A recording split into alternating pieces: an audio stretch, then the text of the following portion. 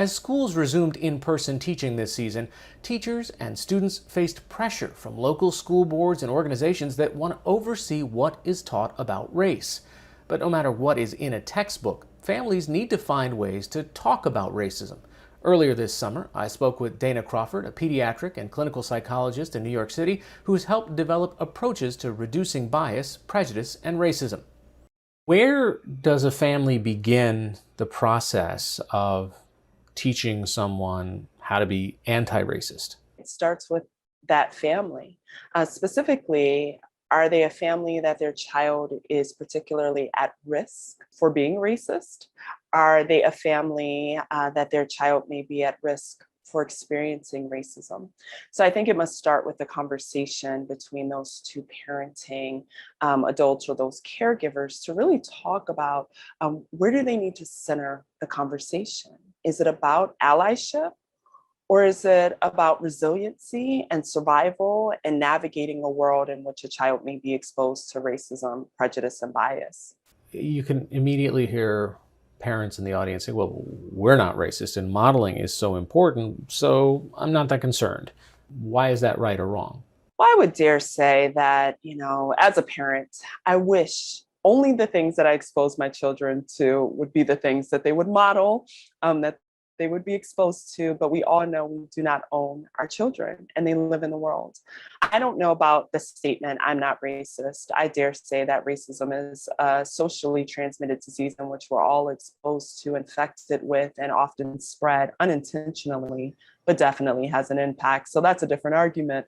But I would say in the same way that you might not be someone that abducts children, that you still talk with your children about people who abduct children. Right. Because you want to prepare your children to be safe in the world. So although you may not perceive or experience yourself to have very intentional racist thoughts, your children still do navigate a world that they may be exposed to that, their friends may be exposed to racism.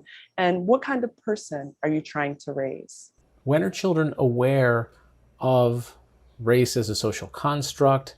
I know that they can see colors at a young age and identify their parents, but when does this all start to sink into them? Well, there is research that shows around the age of 2 to about 2.5, children start to associate behaviors with race. And I have a little 2-year-old, and that's a really small person. And as they start to navigate the playground, they may assume and make some assertions that this person is behaving this way because they're brown, because they're white, because they don't have a leg or something in this way. So not just race, but also other ways that people navigate the world. And so the earlier you start, the better.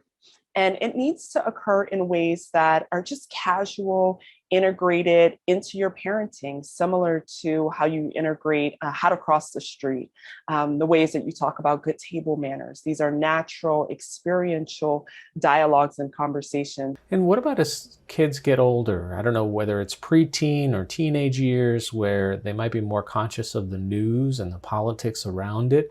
How do you initiate one of those conversations about what they're seeing on TV in the context of race? So I really like the anti-bullying language that many schools have already led the way in. They have the posters, they talk about, what bystander expectations are, what do you do when a bully shows up? And so for younger children, I talk about some people are bullied because of their skin color.